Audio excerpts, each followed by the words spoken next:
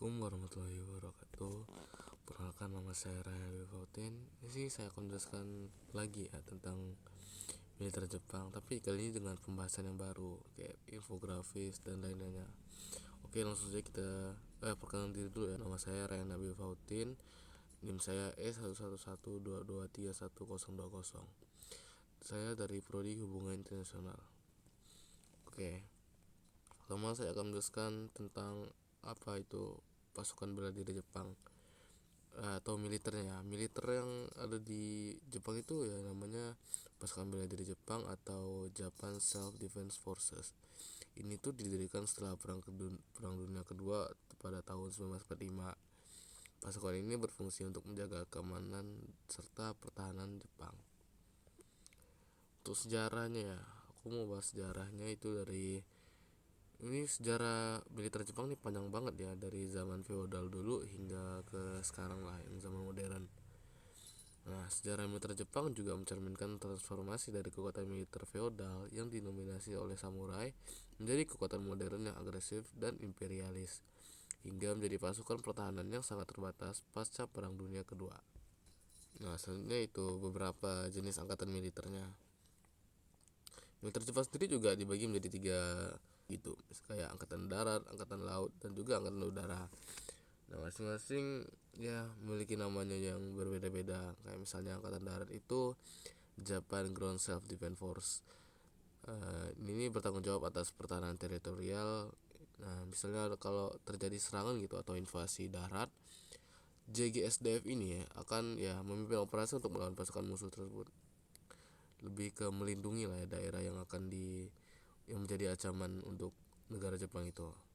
Yang kedua itu angkatan laut yang bisa disebut Japan Maritime Self Defense Force. Kalau JMSDF ini berperan dalam menjaga keamanan maritim di Jepang. Nah, untuk memastikan kelancaran jalur komunikasi laut dan melindungi wilayah perairan dari ancaman eksternal.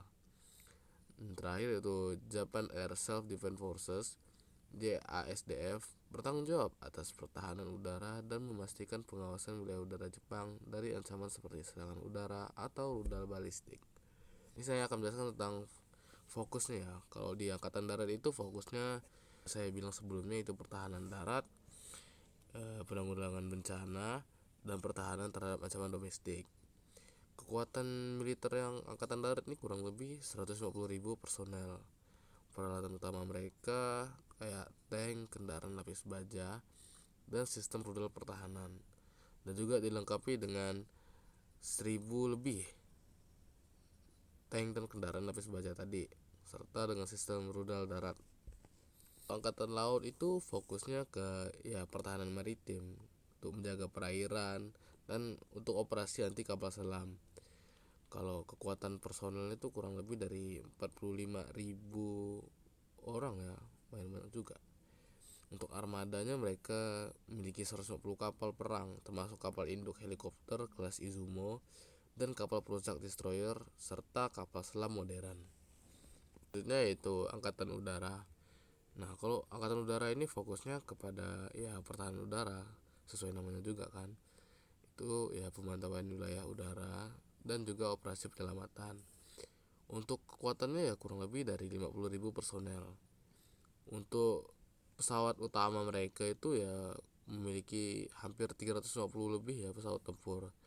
Itu juga termasuk F-15J dan F-35A yang merupakan generasi kelima, serta pesawat peringatan dini dan juga pesawat pengangkut. Nah, selanjutnya saya akan menjelaskan tentang ancaman. Pertama dari eksternal dulu. Nah, ancaman eksternal yang mereka hadapi dapat beragam, misalnya seperti ketegangan di Indo-Pasifik. Ini kalau saya mengambil contoh dari konflik Taiwan. Dalam konflik ini tuh Jepang menghadapi potensi keterlibatan dalam konflik antara Tiongkok dan Taiwan. Jika Tiongkok menyerang Taiwan, keamanan Jepang dapat terancam, terutama wilayah selatannya seperti Okinawa. Alhasil Jepang telah memperkuat aliansinya dengan Amerika Serikat untuk menanggapi kemungkinan ini, termasuk penempatan pasukan di wilayah selatan. Selanjutnya yaitu di ancaman internal. Ancaman internal juga tidak dapat dihindari ya, misalnya seperti permasalahan di kedisiplinan yang terjadi di JSDF itu. Banyak pelanggaran terjadi akibat kurangnya pengawasan dan manajemen yang efektif dalam JSDF. Personel yang tidak menjalani pemeriksaan latar belakang diperbolehkan mengakses informasi sensitif, menunjukkan kelemahan dalam prosedur keamanan internal. Kementerian Pertahanan menjatuhkan sanksi disipliner kepada 218 personel JSDF, termasuk pemotongan gaji dan penangguhan kerja bagi mereka yang terlibat dalam kebocoran informasi. Tindakan ini mencerminkan upaya untuk memperbaiki sistem keamanan dan memulihkan kepercayaan publik. Selanjutnya saya akan membahas tentang kondisi militer. Untuk saat ini ya Jepang udah meningkatkan banyak kerjasama pertahanan apalagi dengan sekutu-sekutunya. Misalnya ya salah satunya itu Amerika Serikat gitu. Yang udah terlaksana untuk sekarang sih kayak misalnya latihan militer bersama. Nah, di ini nih Jepang dan Amerika Serikat secara rutin mengadakan latihan militer bersama untuk meningkatkan kesiapan dan interoperabilitas angkatan bersenjata mereka. Latihan ini mencakup berbagai skenario, termasuk pertahanan pulau dan operasi amfibi, yang sangat relevan mengingat ancaman dari Cina dan Korea Utara. Yang kedua yaitu perjanjian akses. Jepang sedang menegosiasikan perjanjian yang memungkinkan pasukan AS untuk mengakses pangkalan militer Jepang guna memperkuat kolaborasi dalam pelatihan dan operasi. Ini mencerminkan komitmen Jepang untuk memperkuat aliansi dengan Amerika Serikat di tengah meningkatnya ketegangan regional.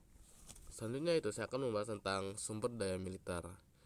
Dalam dalam 5 tahun terakhir, Jepang telah melakukan peningkatan signifikan dalam alokasi sumber daya militer untuk menghadapi tantangan keamanan regional dan global. Beberapa poin utama meliputi pertama yaitu anggaran pertahanan. Untuk total anggarannya itu 7,95 triliun yen atau sekitar 55,9 miliar US dollar pada tahun 2024. Nah, untuk targetnya 8,9 triliun yen atau sekitar 62,5 miliar US dollar pada 2027. Untuk distribusi dananya 20% untuk pengaduan persenjataan baru, sisanya dialokasikan untuk penelitian, pengembangan dan modernisasi fasilitas militer. Untuk teknologi dan senjata yang ada sekarang itu ya kapal perusak sistem Aegis. Jumlahnya itu sebanyak 2 kapal baru yang sedang dikembangkan. Fungsinya sebagai pelindung rudal balistik dengan teknologi radar yang canggih. Asalnya ya kolaborasi dengan teknologi dari Amerika Serikat. Yang kedua yaitu sistem pertahanan rudal. Patriot Advanced Capability 3 atau PAC-3 dan sistem Aegis berbasis kapal dikembangkan bersama Amerika Serikat untuk pertahanan terhadap rudal balistik Korea Utara. Selanjutnya yaitu infrastruktur militer. Pusat komando gabungan dibangun untuk mengintegrasikan operasi darat, laut, dan juga udara dalam menghadapi ancaman multifront. Fasilitas dan pelabuhan militer. Modernisasi pelabuhan untuk mendukung kapal induk ringan yang dimodifikasi seperti Izumo Class. Sumber daya manusia. Jumlah personel kira-kira hampir 247.000 anggota aktif. Ini datanya tidak berubah ya sejak 1980-an. Untuk isunya itu rasio personel terhadap platform militer lebih rendah dibandingkan negara barat lainnya. Untuk tujuan strategis, Jepang memperluas kerjasama militer dengan Amerika Serikat, Australia, India, dan Inggris. Untuk fokus geopolitik, respon terhadap ancaman dari Cina, kotanya Senkakudo di Koyu, Korea Utara dan rudal balistik, dan juga Rusia Kuril Utara. Oke, sekian mungkin pembahasan yang bisa saya jabarkan. Kurang lebihnya mohon maaf. Wassalamualaikum warahmatullahi wabarakatuh.